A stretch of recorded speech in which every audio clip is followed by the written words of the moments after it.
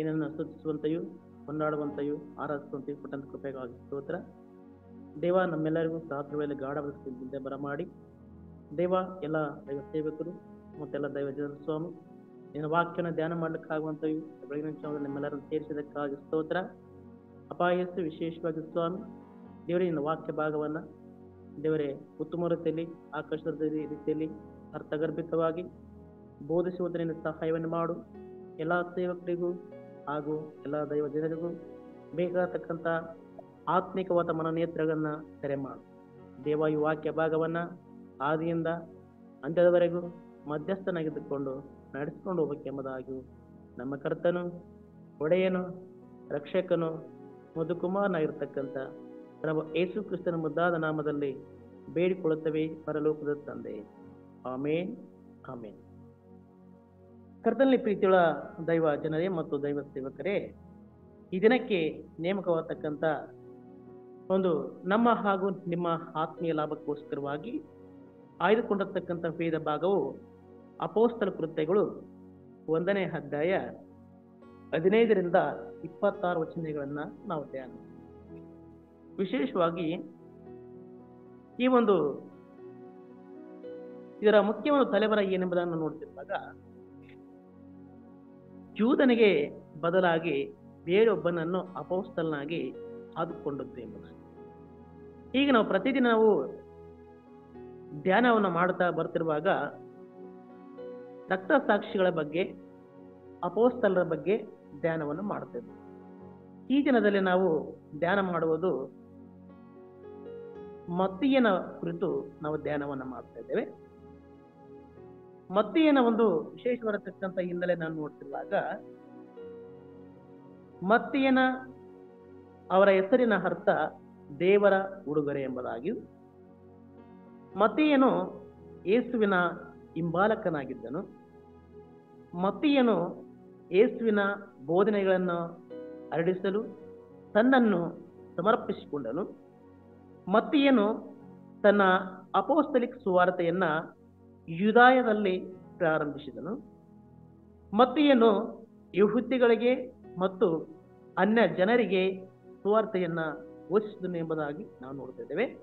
ಮತ್ತಿಯನ ಬಗ್ಗೆ ಇನ್ನ ಹೆಚ್ಚಿನ ರೀತಿಯಲ್ಲಿ ನಾವು ಸತ್ಯವೇದ ಭಾಗದಲ್ಲಿ ಎಲ್ಲಿಯೂ ಕಂಡು ಬರ್ತಾ ಇಲ್ಲ.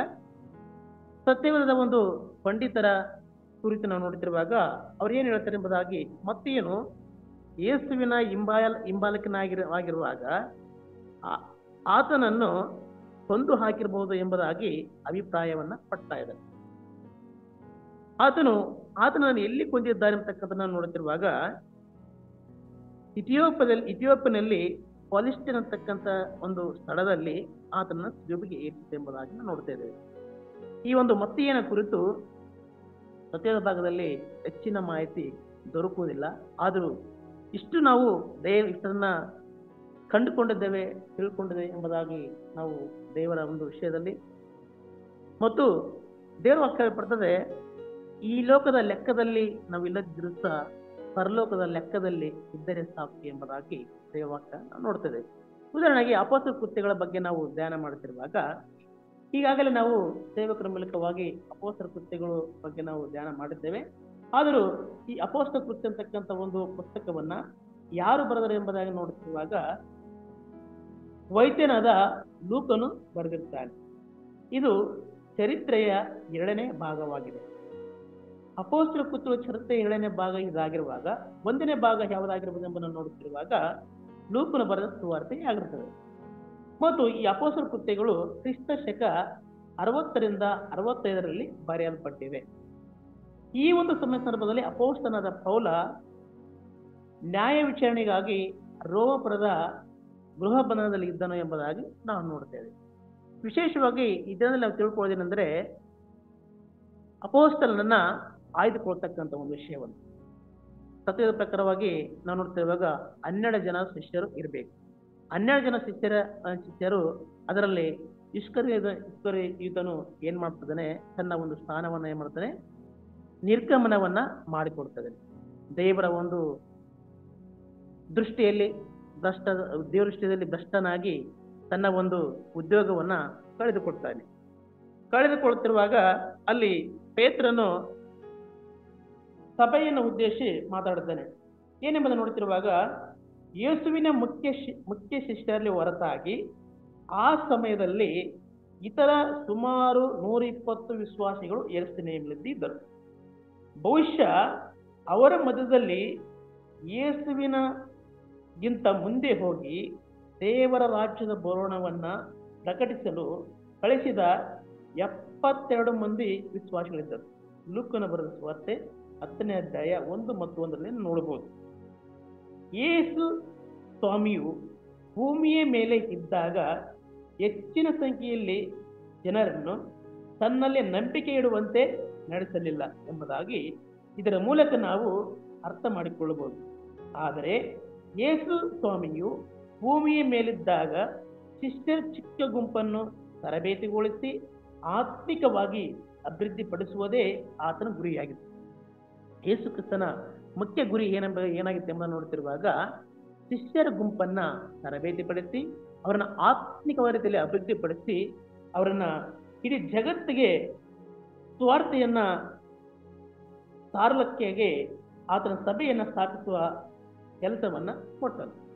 ಯೇಸು ಕ್ರಿಸ್ತನ ಉದ್ದೇಶ ಎಂದರೆ ಶಿಷ್ಯರನ್ನ ತರಬೇತಿಗೊಳಿಸುವುದು, ಇಡೀ ಜಗತ್ತಿನಾದ್ಯಂತ ಸಭೆಗಳನ್ನ ಕಟ್ಟಲು ಶಿಷ್ಯರನ್ನ ಏನ್ ಮಾಡ್ತಾನೆ, ನೇಮಕ ಮಾಡಿ ಕಳಿಸಿಕೊಡ್ತಾನೆ. ಅದೇ ರೀತಿಯಲ್ಲಿ ಪೇತ್ರನು ಈ ವಿಶ್ವಾಸಗಳ ಗುಂಪಿನ ಮುಖ್ಯ ನಾಯಕನಾಗಿರ್ತಾನೆ. ಆ ಒಂದು ವಿಶ್ವಾಸಗಳ ಗುಂಪಿನ ನಾಯಕ ಯಾರಾಗಿರ್ತಾರೆ? ಪೇತ್ರನಾಗಿರ್ತಾನೆ. ಇಲ್ಲಿ ಪೇತ್ರನು ಯಹೂದ್ಯರ ಶ್ರೇಷ್ಠ ಅರಸನಾದ, ಭಕ್ತನಾದ, ಪ್ರವಾದಿಯಾದ ದಾವೀದನ ಒಂದು ಪ್ರವಾದಿಸ್ತಕ್ಕಂಥದ್ದನ್ನ ಇಲ್ಲಿ ಹೇಳ್ಪಡ್ತದೆ. ಪೇತ್ರನು ದಾವೀದನು ಪ್ರವಾದನೆ ಮಾಡ್ತಿದ್ದಾನೆ. ಯಾರ ಬಗ್ಗೆ ಪ್ರವಾದನೆ ಮಾಡ್ತಿದ್ದಾನೆ? ಇಸ್ಕರಿಯೋತ ಯೂದನ ಬಗ್ಗೆ ಇನ್ನು ಪ್ರವಾದನೆಯನ್ನು ಮಾಡ್ತಿದ್ದಾನೆ. ಅದೇನೆಂಬುದನ್ನು ನೋಡುತ್ತಿರುವಾಗ, ಯೇಸುವಿನ ಆಪ್ತ ಮಿತ್ರರೊಬ್ಬನು ಆತನನ್ನು ಹಿಡಿದುಕೊಡುವನೆಂದು ದಾವೀದನ ಹಳೆಯ ಒಡಂಬಡಿಕೆಯಲ್ಲಿ ಪ್ರವಾದಿಸಿದನು. ಕೀರ್ತನ ಭಾಗ 41:9 ನಾವು ನೋಡಬಹುದು. ಭಕ್ತನಾದ ದಾವೀದನು ಯೂದನ ಬಗ್ಗೆ ಪ್ರವಾದನೆ ಮಾಡಿರ್ತಾನೆ. ಆ ಒಂದು ವಿಷಯವನ್ನ ಪೇತ್ರನು ಪ್ರಸ್ತಾಪನೆ ಮಾಡತಕ್ಕಂಥದ್ದನ್ನ ನಾವು ಇಲ್ಲಿ ನೋಡ್ತೇವೆ. ಮತ್ತು ಯೋಹಾನ ಬರೆದ ಸುವಾರ್ತೆ 13ನೇ ಅಧ್ಯಾಯ 18 ವಚನದಲ್ಲಿ ಸಹ ನಾವು ನೋಡಬಹುದು. ಅದೇನೆಂಬುದಾಗಿ ನೋಡ್ತಿರುವಾಗ ಅಲ್ಲಿ ಶಾಸ್ತ್ರದ ಮಾತು ನೆರವೇರುತ್ತದೆ ಎಂಬುದಾಗಿ, ಶಾಸ್ತ್ರದ ಮಾತು ನೆರವೇರುತ್ತದೆ ಎಂಬುದಾಗಿ ಕೀರ್ತನೆ ಬಾಳಲ್ಲಿ ನಾವು ನೋಡ್ತಿರುವಾಗ 41 ಮತ್ತು 9 ನೋಡ್ತಿರುವಾಗ ಅಲ್ಲಿ ಅನ್ನಪಾನಗಳನ್ನ ತೆಗೆದುಕೊಂಡವನು ನನಗೆ ಅಡ್ಡಗಾಲಾಗಿದ್ದಾನೆ ಎಂಬುದಾಗಿ ಅಲ್ಲಿ ದೇವರ ವಾಕ್ಯ ಹೇಳ್ಪಡುತ್ತದೆ. ಆ ರೀತಿಯಲ್ಲಿ ಯೇಸು ಕ್ರಿಸ್ತನಿಗೆ ಅಡ್ಡಗಾಲ ಆದವರು ಯಾರು ಎಂಬುದನ್ನು ನೋಡ್ತಿರುವಾಗ ಇಸ್ಕರಿಯೋತ ಯೂದನ ಎಂಬುದಾಗಿ ಸತ್ಯವೇದ ಭಾಗದಲ್ಲಿ ನಾವು ನೋಡ್ತಾ ಇದ್ದೇವೆ. ಅದೇ ರೀತಿಯಲ್ಲಿ ಮತ್ತು ಯೋಹಾನ ಬರೆದ ಸುವಾರ್ತೆ 17ನೇ ಅಧ್ಯಾಯ 12 ವಚನ ನೋಡಬಹುದು. ಅದೇಂದ್ರೆ ಯೂದನು ಶಾಸ್ತ್ರದ ಒಂದು ಮಾತು ನೆರವೇರಿಸ್ತಾನೆ ಎಂಬುದಾಗಿ ನೋಡ್ತಾ ಇದ್ದೇವೆ. ಯೂದನು ಶಾಸ್ತ್ರದ ಒಂದು ಮಾತು ನೆರವೇರಿಸ್ತಾ ಇದ್ದಾನೆ ಎಂಬುದಾಗಿ ನಾವು ಅಲ್ಲಿ ನೋಡ್ತಾ ಇದ್ದೇವೆ. ಅದೇ ರೀತಿಯಲ್ಲಿ ಇದು ನಿಜವಾಗಿಯೂ ಯೂದನ ಹಣವಾಗಿದ್ದರಿಂದ ಅವನು ಯೂದನ ಹೆಸರಿನಲ್ಲಿ ಹೊಲವನ್ನು ಕೊಂಡರು. ಆದರೆ ಯೂದನು ಆ ಹೊಲದಿಂದ ಯಾವ ಪ್ರಯೋಜನವನ್ನು ಪಡೆಯಲಿಲ್ಲ. ಇಲ್ಲಿ ಇಸ್ಕರಿಯೋತ ಯೂದನ ಒಂದು ಆಲೋಚನೆ ಏನಾಗಿರುತ್ತೆ ಎಂದು ನೋಡ್ತಿರುವಾಗ, ಇಸ್ಕರಿಯೋತ ಯೂದನು ಆ ಒಂದು ಅಪೊಸ್ತಲ ಇರ್ತಕ್ಕಂಥ ಕಾಲದಲ್ಲಿ ಆತನ ಒಂದು ಆಲೋಚನೆ ಶಾರೀರಿಕವಾದತಕ್ಕಂಥ ಒಂದು ಆಲೋಚನೆ ಆಗಿರ್ತದೆ. ಆ ಶಾರೀರಿಕವಾದತಕ್ಕಂಥ ಆಲೋಚನೆ ಏನೆಂಬುದಾಗಿ ನಾವು ನೋಡುತ್ತಿರುವಾಗ ಆತನು ತನ್ನ ಪ್ರಾಣವನ್ನು ಉಳಿಸಿಕೊಳ್ಬೇಕಂತಕ್ಕಂಥ ಒಂದು ಆಲೋಚನೆಯನ್ನು ಮಾಡ್ತಾ ಇರ್ತಾನೆ. ಮಹಾಯಾಜಕರು ಮತ್ತಿರತಕ್ಕಂಥ ಶಾಸ್ತ್ರಿಗಳು ನಮ್ಮ ಅಪೊಸ್ತಲರು ಇರ್ತಕ್ಕಂಥ ನಮ್ಮ ಎಲ್ಲ ಶಿಷ್ಯರನ್ನು ಕೊಲ್ಲುತ್ತಾರೆ ಮತ್ತು ಯೇಸು ಸ್ವಾಮಿಯನ್ನು ಸಹ ಕೊಲ್ಲುತ್ತಾರೆ. ಹಾಗಾಗಿ ನಾನು ಏನ್ ಮಾಡ್ಬೇಕು ಎಂಬುದಾಗಿ ನೋಡ್ತಿರುವಾಗ ಯೇಸು ಕ್ರಿಸ್ತನನ್ನ ಹಿಡ್ಕೊಡ್ತೀನಿ ಎಂಬುದಾಗಿ ಮಹಾಯಾಜಕರ ಬಳಿ ಹೋಗಿ ನಾನು ಒಪ್ಪಂದ ಮಾಡಿಕೊಂಡಾಗ ಮಾತ್ರ ನಾನು ನನ್ನ ಪ್ರಾಣವನ್ನು ಉಳಿಸ್ಕೊಳ್ಬಹುದು ಅಂತಕ್ಕಂಥ ಒಂದು ಕೆಟ್ಟ ಒಂದು ಆಲೋಚನೆಯನ್ನ ಮಾಡ್ತೇನೆ. ಆ ರೀತಿಯಲ್ಲಿ ಆಲೋಚನೆ ಮಾಡೋದ್ರಿಂದ ಏನು ಮುಂದೆ ಏನು ಪ್ರಯೋಜನ ಆಗಲಿಲ್ಲ. ಅದೇ ರೀತಿಯಲ್ಲಿ ನಮ್ಮ ಜೀವಿತ ನಾವು ಇದು ಪ್ರಶ್ನೆ ಮಾಡ್ತಿರುವಾಗ ದೇವರು ಕೇಳ್ಪಡ್ತದೆ. ಮಾರ್ಕನ ಬರೆದ ಸುವಾರ್ತೆ 8 ಮತ್ತು 35ರಲ್ಲಿ ನಾವು ನೋಡ್ತಿದ್ದೇವೆ, ಯಾರು ಯೇಸು ಕ್ರಿಸ್ತ ನಿಮಿತ್ತವಾಗಿ ತನ್ನ ಪ್ರಾಣವನ್ನು ಕಳೆದುಕೊಳ್ಳುತ್ತಾನೋ ಅವನು ತನ್ನ ಪ್ರಾಣವನ್ನು ಉಳಿಸಿಕೊಳ್ಳುತ್ತಾನೆ. ಯಾರು ಯೇಸು ಕ್ರಿಸ್ತನ ನಿಮಿತ್ತವಾಗಿ ತನ್ನ ನಿಮಿತ್ತವಲ್ಲದ ತನ್ನ ಪ್ರಾಣವನ್ನ ಉಳಿಸಿಕೊಳ್ಳುತ್ತಾನೋ ಅವನು ತನ್ನ ಪ್ರಾಣವನ್ನು ಕಳೆದುಕೊಳ್ಳುತ್ತಾನೆ ಎಂಬುದಾಗಿ ದೇವರ ವಾಕ್ಯ ಇಲ್ಲಿ ಬರೆಯಲ್ಪಟ್ಟಿದೆ. ಹಾಗಾಗಿ ಇಲ್ಲಿ ತನ್ನ ಒಂದು ಮನಸ್ಸಾಕ್ಷಿ ಏನಾದ್ರೆ ಪರಿತಾಪ ಪಟ್ಟು ಯೂದನು ತಾನು ತಾಳಲಾರದೆ ಉರ್ಲಾಕ್ತಾನೆ. ಯಾಕೆಂದ್ರೆ ಯೇಸು ಕ್ರಿಸ್ತನಿಗೆ, ನನ್ನ ಗುರುವಿಗೆ ನಾನು ಬಹಳ ದ್ರೋಹ ಮಾಡಿಬಿಟ್ಟೆ ಎಂಬುದಾಗಿ ಪಶ್ಚಾತ್ತಾಪ ಪಟ್ಟನೆ ಹೊರತು ಮಾನಸಾಂತರ ಪಡ. ಹಾಗಾಗಿ ಹೋಗಿ ಏನ್ ಮಾಡ್ತಾನೆ, ನೇಣಾಕಿ ನಿಲ್ಲಿಸ್ತಾನೆ.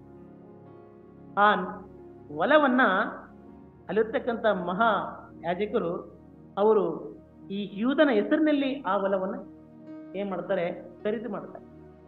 ಆ ಹೊಲದ ಹೆಸರು ಏನೆಂಬುದನ್ನು ನೋಡ್ತಿರುವಾಗ ಜೀವಹತ್ಯದ ಹೊಲ ಅಕೇಲ್ ದಮ ಎಂಬುದಾಗಿ ಅವರ ಮಾತು.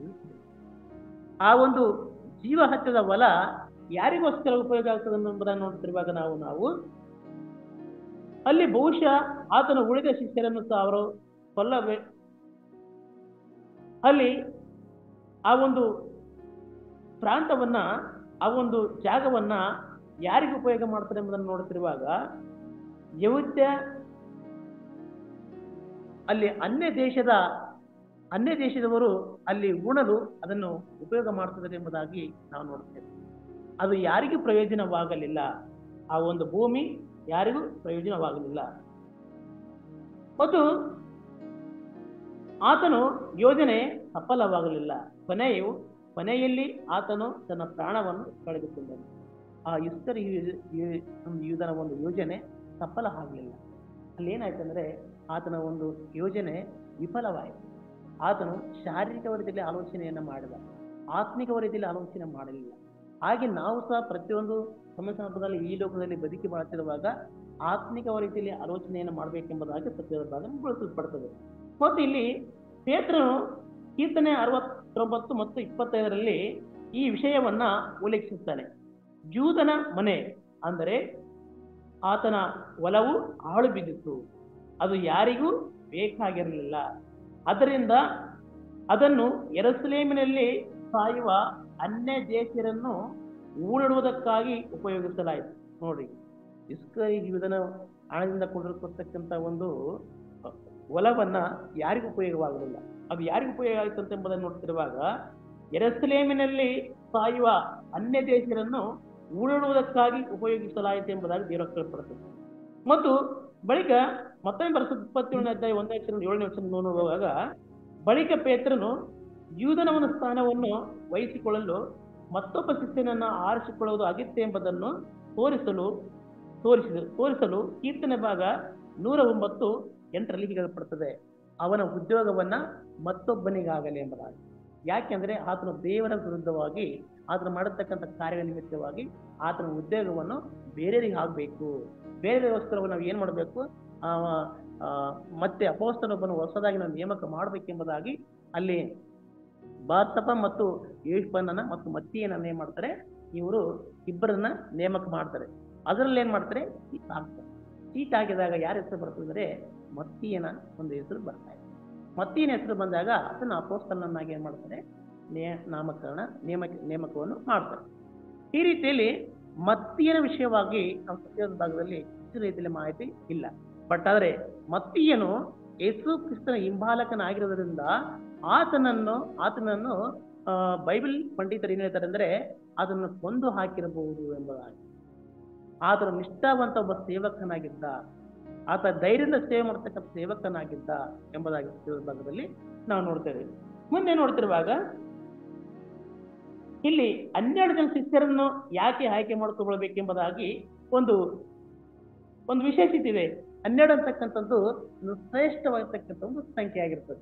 12 ಅಂತಕ್ಕಂಥದ್ದು ಶ್ರೇಷ್ಠವಾಗಿರ್ತಕ್ಕಂಥ ಒಂದು ಸಂಖ್ಯೆ ಆಗಿರ್ತದೆ. ಹಾಗಾಗಿ ಇಲ್ಲಿ 12 ಕುಲಗಳಿಗೆ ನ್ಯಾಯ ತೀರಿಸಲು ಯೇಸು 12 ಜನ ಪ್ರಮುಖ ಶಿಷ್ಯರನ್ನು ಆರಿಸಿಕೊಂಡಿದ್ದನು. ಮತ್ತಾಯನ ಬರೆದ ಸುವಾರ್ತೆ 19:22 ವರ್ಷದಲ್ಲಿ ಹೇಳ್ಪಡ್ತದೆ. ಆದುದರಿಂದ ಕೇವಲ 11 ಮಂದಿ ಶಿಷ್ಯರು ಮಾತ್ರವೇ ಉಳಿದಿರುವುದು ಸರಿಯಾದದ್ದಲ್ಲ. ಎಷ್ಟು ಜನ ಇದ್ದಾರೆ? 11 ಜನ ಶಿಷ್ಯರಿದ್ದಾರೆ. ಒಬ್ಬರು ಕಡಿಮೆ ಆಗಿದ್ದಾರೆ, ಇದನ್ನು ಸತ್ತು ಹೋಗಿದ್ದಾನೆ. ಅದಕ್ಕೋಸ್ಕರ ನಾವು ಏನ್ ಮಾಡಬೇಕು, ಆ ಸ್ಥಾನವನ್ನ ತುಂಬಿಸಿಕೊಳ್ಳಬೇಕು, ಆ ಸ್ಥಾನವನ್ನ ಪುನಃ ಸ್ಥಾಪನೆ ಮಾಡಬೇಕು ಎಂಬುದಾಗಿ ಇಲ್ಲಿ ಪೇತ್ರನ್ನ ಏನ್ ಮಾಡ್ತಾನೆ, ಅಲ್ಲಿರ್ತಕ್ಕಂಥ ಅನೇಕ ಜನರಿಗೆ, ಅನೇಕ ಶಿಷ್ಯರಿಗೆ ಏನ್ ಮಾಡ್ತಾನೆ, ತನ್ನ ಪ್ರಸ್ತಾಪವನ್ನ ಮಾಡ್ತಾ ಇದ್ದಾರೆ. ಅದೇ ರೀತಿಯಲ್ಲಿ 12 ಮಂದಿ ಶಿಷ್ಯರೊಳಗೆ ಯೂದನ ಸ್ಥಾನವನ್ನು ತೆಗೆದುಕೊಳ್ಳಲು ಇರಬೇಕಾದ ಅರ್ಹತೆ ಏನೆಂದರೆ, ಒಬ್ಬನು ಯೇಸುವಿನ ಸೇವೆ ಪ್ರಾರಂಭದಿಂದಲೂ ಆತನೊಂದಿಗೆ ಇದ್ದವನು ಮತ್ತು ಆತನು ಸತ್ತರೊಳಗಿಂದ ಎದ್ದು ಬಂದ ನಂತರ ಆತನು ನೋಡಿದವನು ಆಗಿರಬೇಕು. 12 ಮಂದಿ ಶಿಷ್ಯರಲ್ಲಿ ಯೂದನ ಸ್ಥಾನ ನಿರ್ಗಮನ ಆಯಿತು, ಮತ್ತಿಯನ ಸ್ಥಾನ ಆಗಮನ ಆಗುತ್ತೆ. ಆದರೆ ಇದರಲ್ಲಿ 2 ವಿಶೇಷವಾಗ್ತಕ್ಕಂಥ ಒಂದು ಅರ್ಹತೆಗಳು ಇರಬೇಕು ಎಂಬುದಾಗಿ ಇಲ್ಲಿ ಪೇತ್ರ ಏನ್ ಮಾಡ್ತಾನೆ, ಪ್ರಸ್ತಾಪ ಮಾಡ್ತಾನೆ. ಆ 2 ಅರ್ಹತೆಗಳು ಏನೆಂಬುದನ್ನು ನೋಡ್ತಿರುವಾಗ, ಯೇಸು ಕ್ರಿಸ್ತನ ಈ ಲೋಕದಲ್ಲಿ ಜೀವನ ಮಾಡ್ತಿರುವಾಗ ಆ ಶಿಷ್ಯನ ಆತನ ನೋಡಿರ್ಬೇಕು, ಯಾರನ್ನ? ಯೇಸು ಕ್ರಿಸ್ತನನ್ನ. ಮತ್ತು ಯೇಸು ಕ್ರಿಸ್ತನ ಸತ್ತು ಎದ್ದ ಮೇಲೆ ಆತನ ವಿಷಯವನ್ನು ಸಹ ಆ ಮನುಷ್ಯನಿಗೆ ಗೊತ್ತಿರಬೇಕು. ಯಾರಿಗೆ? ಮತ್ತಿಯನಿಗೆ ಅಂತ ಒಂದು ಅರ್ಹತೆ ಉಳಿರ್ತಕ್ಕಂಥ ಶಿಷ್ಯರನ್ನ ಆಯ್ಕೆ ಮಾಡ್ಬೇಕೆಂಬುದಾಗಿ ತಿಳಿದಾಗ ಹೇಳ್ಕೊಳ್ತದೆ. ಉದಾಹರಣೆಗೆ ನಾವು ಲೋಕದಲ್ಲಿ ನೋಡ್ತಿರುವಾಗ, ರಾಜಕೀಯ ಒಂದು ವಿಭಾಗದಲ್ಲಿ ಪಾರ್ಟಿಸಿಪೇಟ್ ಮಾಡ್ತಿರುವಾಗ ಇಂಥದ್ದೇ ಆದ ರೀತಿಯಲ್ಲಿ ಅರ್ಹತೆಗಳು ಇರಬೇಕೆಂಬುದಾಗಿ ಯಾವ ರೀತಿಯಲ್ಲಿ ಹೇಳಲ್ಪಡ್ತಾರೋ, ಅದೇ ರೀತಿಯಲ್ಲಿ ಇಲ್ಲಿ 12 ಜನ ಶಿಷ್ಯರಲ್ಲಿ ಮತ್ತಿನನ್ನು ಆರಿಸ್ಕೊಳ್ಬೇಕಾದ್ರೆ ಈ ರೀತಿಯಲ್ಲಿ ಒಂದು ಅರ್ಹತೆಗಳು, ಒಂದು ಸ್ಥಾನಮಾನಗಳು ಇರಬೇಕೆಂಬುದಾಗಿ ಒಂದು ಶ್ರೇಷ್ಠತೆ ಇರಬೇಕಂತಕ್ಕಂಥದ್ದನ್ನ ಇಲ್ಲಿ ನಾವು ನೋಡ್ತಾ ಇದ್ದೇವೆ. ಅದೇ ರೀತಿಯಲ್ಲಿ ನಂತರ ಆತನನ್ನು ನೋಡಿದವನಾಗಿರಬೇಕು. ಮೊದಲು ಶಿಷ್ಯರು 12 ಶಿಷ್ಯನಾಗಲು ಸಮಾನ ಅರ್ಹತೆ ಹೊಂದಿದ್ದ ಇಬ್ಬರನ್ನ ಆಯ್ಕೆ ಮಾಡಿದರು. ಮೊದಲು ಶಿಷ್ಯರನ್ನ ಆಯ್ಕೆ ಮಾಡಬೇಕಾದ್ರೆ 12ನೇ ಸ್ಥಾನವನ್ನು ತುಂಬಿಕೊಳ್ಬೇಕಾದ್ರೆ ಇಬ್ಬರು ಶಿಷ್ಯರನ್ನ ಇವರು ಆಯ್ಕೆ ಮಾಡ್ತಾರೆ. ಅವ್ರು ಯಾರ್ಯಾರೆಂದರೆ ಎಂಬುದನ್ನು ನೋಡ್ತಿರುವಾಗ, ಬಾರ್ನಬ ಎಂಬ ಯೋಸೇಫ ಮತ್ತು ಮತ್ತಿಯನನ್ನು ಇವರಿಬ್ಬರಲ್ಲಿ ಏನ್ ಮಾಡ್ತಾರೆ, ಚೀಟ ಹಾಕಿ ಆರಿಸ್ತಾರೆ ಎಂಬುದಾಗಿ ನಾವು ಸತ್ಯದ ನೋಡ್ತಾ ಇದ್ದೇವೆ.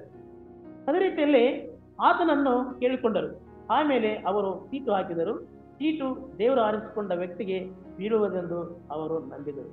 ಯಾಕೆಂದರೆ ಚೀಟು ಹಾಕುವುದು ದೇವರ ಹತೋಟಿಯಲ್ಲಿ ಇತ್ತೆಂದು ಅವರಿಗೆ ಗೊತ್ತಿತ್ತು.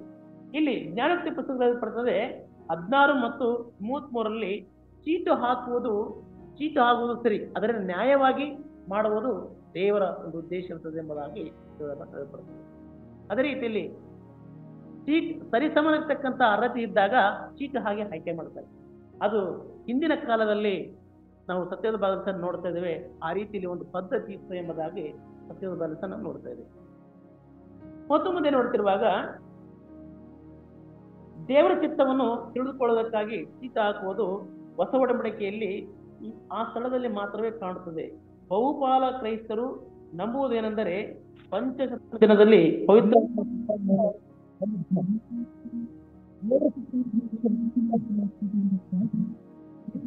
ತಿಳಿಯಲು ಚೀಟ ಹಾಕುವ ಅವಶ್ಯಕತೆ ಇಲ್ಲ ಎಂಬುದಾಗಿ ಸತ್ಯದ ಭಾಗದಲ್ಲಿ ನೋಡ್ತಾ ಇದ್ದೇವೆ. ಇಲ್ಲಿ ನಾವು ವಿಶೇಷವಾಗಿ ತಿಳ್ಕೊಳ್ಳೋದಂದ್ರೆ, ಈಗ ನಮ್ಮ ಒಂದು ಅಪೊಸ್ತಲನಾಗಿರ್ತಕ್ಕಂಥ ಮತ್ತಿಯನ ಒಂದು ಗುಣಗಳನ್ನ ನಮ್ಮ ಒಂದು ಜೀವನಕ್ಕೆ ನಾವು ಅಳವಡಿಸಿಕೊಳ್ತಕ್ಕಂಥದ್ದು ಹೇಗೆ ಎಂಬುದನ್ನು ನೋಡ್ತಿರುವಾಗ, ಆತನು ದೇವರ ಚಿತ್ತವನ್ನು ವಿವರಿಸ್ತಾ ಇರ್ತಕ್ಕಂಥ ವ್ಯಕ್ತಿಯಾಗಿದೆ. ಯಾರು? ಮತ್ತಿಯನ್. ಹಾಗೆ ನಾವು ದೇವರ ಚಿತ್ತ ಏನಂತಕ್ಕಂಥದ್ದನ್ನ ಆಲೋಚನೆ ಮಾಡತಕ್ಕಂಥದ್ದು ಆಗಬೇಕು ಮತ್ತು ದೇವರ ಚಿತ್ತವನ್ನ ಹುಡುಕಬೇಕು. ದೇವರ ಚಿತ್ತವನ್ನು ಹುಡುಕ್ತಕ್ಕಂಥ ಒಂದು ಮನುಷ್ಯನು ಆತನು ಆಗಿದ್ದ. ಮತ್ತು ಹೊಸದಾಗಿ ಅಪೊಸ್ತಲರನ್ನು ಆಯ್ಕೆ ಮಾಡುವಲ್ಲಿ ಮಾರ್ಗದರ್ಶಕನಾಗಿರಬೇಕು. ಮತ್ತಿಯನು ಹೊಸದಾಗಿ ಅಪೊಸ್ತಲರನ್ನ ಆಯ್ಕೆ ಮಾಡುವಲ್ಲಿ ಒಬ್ಬ ಮಾರ್ಗದರ್ಶಕನು ಆಗಿದ್ದಾನೆ ಎಂಬುದಾಗಿ ನಾವು ಸತ್ಯವೇದ ಭಾಗದಲ್ಲಿ ನೋಡಬಹುದು. ಮತ್ತು ದೇವರ ಚಿತ್ತವನ್ನ ಗ್ರಹಿಸಿಕೊಳ್ಳಬೇಕು. ದೇವರ ಚಿತ್ತ ಏನಂತಕ್ಕಂಥದ್ದು ನಾವು ಗ್ರಹಿಸಿಕೊಳ್ಬೇಕು. ಆ ಗ್ರಹಿಸಿಕೊಳ್ತಕ್ಕಂಥ ವ್ಯಕ್ತಿಯು ಮತ್ತಾಯ ಆಗಿದ್ದಾನೆ ಎಂಬುದಾಗಿ ನಾವು ನೋಡ್ತಾ ಇದ್ದೇವೆ. ಮತ್ತು ನಮ್ಮ ಜೀವನದ ಎಲ್ಲ ಅಂಶಗಳು ನಿರ್ಧಾರ ಕ್ಷಣ ಮಾತ್ರದಲ್ಲಿರಬೇಕು. ಪ್ರತಿಯೊಬ್ಬರ ಜೀವನದ ಒಂದು ಎಲ್ಲಾ ಅಂಶಗಳ ಒಂದು ನಿರ್ಧಾರ ಕ್ಷಣ ಮಾತ್ರದಲ್ಲಿ ಇರಬೇಕೆಂಬುದಾಗಿ ನಾವು ನೋಡ್ತಾ ಇದ್ದೇವೆ. ಮತ್ತು ಮತ್ತಿಯನು ನಂಬಿಕೆಯಲ್ಲಿದ್ದನು. ಅದೇ ರೀತಿಯಲ್ಲಿ ದೇವರ ಮಕ್ಕಳ ನಾವು ಸಹ ನಂಬಿಕೆಯಲ್ಲಿರಬೇಕು. ಮತ್ತಾಯನು ದೇವರ ವಾಕ್ಯ ಪ್ರಕಾರವಾಗಿ ನಡೆಯತಕ್ಕಂಥವರಾಗಿದ್ದರು. ಅದೇ ರೀತಿ ದೇವರ ಮಕ್ಕಳ ನಾವು ಸಹ ದೇವರ ವಾಕ್ಯದ ಅಡಿಯಲ್ಲಿ ನಡೆಯತಕ್ಕಂಥವರು ನಾವು ಆಗಿರಬೇಕು. ಮತ್ತು ಮತ್ತಾಯನು ಪ್ರಾರ್ಥನೆ ಮಾಡತಕ್ಕಂಥ ವ್ಯಕ್ತಿಯಾಗಿದ್ದರು. ಅದೇ ರೀತಿ ದೇವರ ಮಕ್ಕಳ ನಾವುಗಳು, ದೇವ ಸೇವಕರ್ತಕ್ಕಂಥ ನಾವುಗಳು ಪ್ರಾರ್ಥನೆ ಮಾಡತಕ್ಕಂಥ ಮಕ್ಕಳಾಗಿರಬೇಕು. ಮತ್ತು ದೇವರ ಜ್ಞಾನದ ಮೇಲೆ ಅವಲಂಬತೆಯಾಗಿದ್ದರು. ಅದೇ ರೀತಿ ನಾವು ಸಹ ದೇವರ ಒಂದು ಜ್ಞಾನದಲ್ಲಿ ಹೆಚ್ಚಿನ ರೀತಿಯಲ್ಲಿ ದೇವರ ಒಂದು ವಾಕ್ಯ ನಮ್ಮ ಒಂದು ಹೃದಯದಲ್ಲಿ ಸಮೃದ್ಧಿಯಾಗಿ ವಾಸಿಸಲಿ ಎಂಬುದು ಒಂದು ವಾಕ್ಯ ಹೇಳ್ಪಡ್ತದೆ. ಅದೇ ರೀತಿಯಲ್ಲಿ ನಾವು ಸಹ ದೇವರ ವಾಕ್ಯದಲ್ಲಿ ಸಮೃದ್ಧಿಯಾಗಿ ಬೆಳಿಬೇಕು, ಸಮೃದ್ಧಿಯಾಗಿ ವಾಸನವಾಗಿ ನಮ್ಮ ಹೃದಯದಲ್ಲಿ ಇರಬೇಕೆಂಬುದು ದೇವರ ವಾಕ್ಯ ಹೇಳಲ್ಪಡುತ್ತದೆ. ಮತ್ತು ಮತ್ತಿಯನ್ನು ನಿಷ್ಠೆಯಿಂದ ಸೇವೆ ಮಾಡ್ತಾ ಇದ್ದಾನೆ ಎಂಬುದಾಗಿ ನಾವು ನೋಡ್ತಾ ಇದ್ದೇವೆ. ವ್ಯಾಪಕವಾಗಿ ದಾಖಲೆಯಲ್ಲಿ ಇಲ್ಲದಿದ್ದರೂ ದೇವರ ರಾಜ್ಯದಲ್ಲಿ ಪ್ರತಿಯೊಬ್ಬನ ನಂಬಿಕೆ ಪಾತ್ರ ದೊಡ್ಡದು. ಈ ಲೋಕದಲ್ಲಿ ನಮ್ಮನ್ನು ಗುರುತಿಸ್ಬೇಕಂತಕ್ಕಂಥದ್ದು ವಿಶೇಷವಾದತಕ್ಕಂಥದ್ದೇ ಇಲ್ಲ. ದೇವರು ನಮ್ಮನ್ನು ಗುರುತಿಸಿದ್ರೆ ಸಾಕಂತಕ್ಕಂಥ ಒಂದು ದೊಡ್ಡ ಮನಸ್ಸು ನಮ್ಮಲ್ಲಿ ನಿಮ್ಮಲ್ಲಿ ಇರಬೇಕೆಂದು ಪಡುತ್ತದೆ. ಮತ್ತು ಲೋಕದ ಜನರಿಗೆ ಗುರುತಿಸಿಕೊಳ್ಳುವುದ ಅವಶ್ಯಕತೆ ಇಲ್ಲ. ಕ್ರಿಸ್ತನಿಗೆ ನಿಷ್ಠಾವಂತ ಸಾಕ್ಷಿಗಳಾಗಿ ಕರೆಯಲ್ಪಟ್ಟವರಾಗಿದ್ದರೆ ಸಾಕು ಎಂಬುದಾಗಿ ಇಲ್ಲಿ ಮತ್ತೆಯನ ಒಂದು ಇದರಲ್ಲಿ ನಾವು ನೋಡ್ತಾ ಇದ್ದೇವೆ. ಮತ್ತು ಪಾಲುದಾರಿಕೆ, ಮತ್ತೆಯನ ಒಂದು ಪಾಲುದಾರಿಕೆ ಎಂಬುದನ್ನು ನೋಡ್ತಿರುವಾಗ ಇಸ್ಕರಿಯೋತ ಯೂದನ ಬದಲಿಗೆ ಮತ್ತಾಯನ ನೇಮಕ ಅಪೊಸ್ತಲಿಕ ಸಮುದಾಯದೊಳಗಿಂದ ಸಹಭಾಗಿತ್ವ ಮತ್ತು ಪುನಃಸ್ಥಾಪನೆಯನ್ನು ಸಂಕೇತಿಸುತ್ತದೆ. ಇಲ್ಲೇನಾಗ್ತದೆ, ಮತ್ತೆಯನ ಮೂಲಕವಾಗಿ 12 ಜನ ಶಿಷ್ಯರನ್ನ ಏನ್ ಮಾಡ್ತದೆ, ಪುನಃ ಮತ್ತೆ ಯೇಸು ಕ್ರಿಸ್ತನ ಒಂದು ಸಾಕ್ಷಿಗಳಾಗಿ ಲೋಕದಲ್ಲಿ ಇರಬೇಕಂತಕ್ಕಂಥ ಉದ್ದೇಶದಿಂದ ಅಲ್ಲಿ ಆತನವನ್ನು ನೇಮಕ ಮಾಡ್ತಕ್ಕಂಥದ್ದನ್ನ ನಾವು ನೋಡ್ತೇವೆ.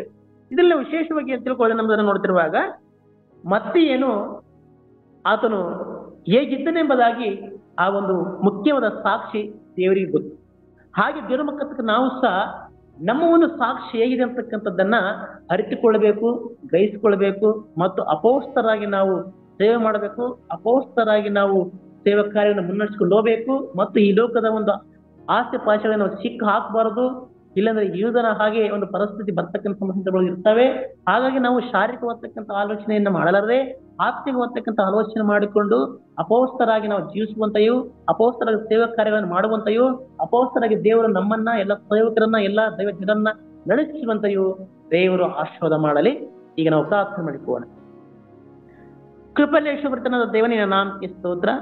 ಅಭಾಯಸ್ಸು ವಿಶೇಷವಾಗಿ ಸ್ವಾಮಿ ಅಪೋಸ್ತಲರು ಬಗ್ಗೆ ಧ್ಯಾನ ಮಾಡುವಂತೆ ಸಹಾಯ ಮಾಡಿದ್ದೆ. ವಿಶೇಷವಾಗಿ ಮತ್ತೆಯನ ಬಗ್ಗೆ ಸ್ವಾಮಿ ಆತನ ಒಂದು ಗುಣಗಳು, ಆತನ ಒಂದು ಶ್ರೇಷ್ಠತೆ, ಆತನ ಒಂದು ನಿಷ್ಠಾವಂತ ಒಂದು ಸೇವಾ, ಆತನ ಒಂದು ಧೈರ್ಯ, ಆತನು ಯೇಸು ಕ್ರಿಸ್ತನ ಹಿಂಬಾಲಕನಾಗಿದ್ದನು. ಅದೇ ರೀತಿ ದೇವರ ಮಕ್ಕಳ ನಾವು ಸ್ವಾಮಿ ಈ ಲೋಕದಲ್ಲಿ ಜೀವಿಸಿರುವಾಗ ನಾವು ನಿನ್ನನ್ನೇ ಹಿಂಬಾಲಿಸುವಂತೆಯೂ ನಮಗೆ ಸಹಾಯವನ್ನು ಮಾಡು.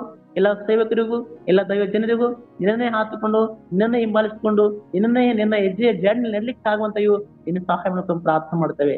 ವಿಶೇಷವಾಗಿ ಸ್ವಾಮಿ ನಮ್ಮ ಕಲ್ವಾಚಾಪ ಮುಖ್ಯಸ್ಥರಾಗತಕ್ಕಂಥ ಪಾಸ್ಟರ್ ಗುಣಸಿಕಲಂಕಲೆಯವರನ್ನ ಮತ್ತು ಬೀಳ್ತಕ್ಕಂಥ ಮುದ್ದು ಮಕ್ಕಳನ್ನ ಮತ್ತು ಉಪದೇಶಿರತಕ್ಕಂಥ ಸ್ವಾಮಿ ಹೆನ್ರಿ ಬ್ರದರ್ ಅವರನ್ನ ಮತ್ತು ದೇವರೇ ನಮ್ಮ ಒಂದು ಕಲ್ವಾರ್ ಚಾಪಲ್ ಸಂಸ್ಥೆಯ ಒಂದು ಎಲ್ಲ ಹಾಸ್ಟೆಲ್ ಮಕ್ಕಳನ್ನ, ಹಾಸ್ಟೆಲ್ ವಾರ್ಡನ್ಗಳನ್ನ, ಎಲ್ಲ ನಮ್ಮ ನಾರ್ತ್ ಕರ್ನಾಟಕತಕ್ಕಂಥ ಎಲ್ಲ ದೈವ ಸೇವಕರನ್ನ, ದೇವರ ಅವರ ಒಂದು ಸೇವಾ ಕಾರ್ಯವನ್ನ, ಅವರ ಒಂದು ಮಕ್ಕಳನ್ನ, ಅವರ ಮಾಡ್ತಕ್ಕಂಥ ಯೋಜನೆಗಳನ್ನ ಎಲ್ಲ ಒಂದು ದೇವರೇ ಕೆಲಸ ಕಾರ್ಯಗಳಲ್ಲಿ ನಿನ್ನ ಒಂದು ಸಹಾಯ, ನಿನ್ನ ಒಂದು ಆಸ್ತ, ನಿನ್ನ ಒಂದು ಪ್ರೇಮ, ನಿನ್ನ ಒಂದು ನಡೆಸುವಿಕೆ, ನಿನ್ನ ಒಂದು ಆತ್ಮನ ಒಂದು ಮುನ್ನಡೆಸುವಿಕೆ ಎಲ್ಲರಲ್ಲಿ ದೇವರೇ ನಡೆಸಬೇಕೆಂಬುದಾಗಿಯೂ ನಿಮ್ಮ ಚಿತ್ತಕ್ಕನುಸಾರವಾಗಿ ಎಲ್ಲ ಸೇವಕರು ನಿಮ್ಮ ಚಿತ್ತಕ್ಕನುಸಾರವಾಗಿ ಎಲ್ಲ ದೈವ ಜನರು ದೇವರೇ ಬೆಳಕಾಗುವಂತೆಯೂ ನಡೆಯುವಂತೆಯೂ ಈ ಲೋಕದ ಹಕ್ಕರೆಯನ್ನು ಮುಗಿಸುವಂತೆಯೂ ನಿನ್ನ ಸಹಾಯ ಮಾಡ್ಕೊಂಡು ಪ್ರಾರ್ಥನೆ ಮಾಡ್ತೇವೆ. ಅಪಾಯ ಸ್ವಾಮಿ ದೇವರೇ ಬೇಡತಕ್ಕಂಥ ಪ್ರಾರ್ಥನೆಗಳನ್ನ ಬಿಟ್ಟಿರ್ತಕ್ಕಂಥ ಪ್ರಾರ್ಥನೆಗಳನ್ನ ನಿನ್ನ ಚಿತ್ತಕ್ಕೆ ಪಡಿಸಿಕೊಡುತ್ತೇವೆ. ನೀವು ಆಶೀರ್ವದಿಸ್ರಿ, ಬಲಪಡಿಸ್ರಿ, ಕೃಪೆಯನ್ನು ತುಂಬಿಸಿ ನಡೆಸ್ರಿ. ಎಲ್ಲ ಸ್ತುತಿ ಘನ ಮಾನ ಮಹಿಮೆ ಇನ್ನೊಬ್ಬನಿಗೆ ಸಲ್ಲಿಸುತ್ತಾ ಯೇಸು ಕ್ರಿಸ್ತನ ಮುದ್ದಾದ ನಾಮದಲ್ಲಿ ಬೇಡಿಕೊಳ್ಳುತ್ತೇವೆ ಪರಲೋಕದ ತಂದೆ. ಆಮೇನ್.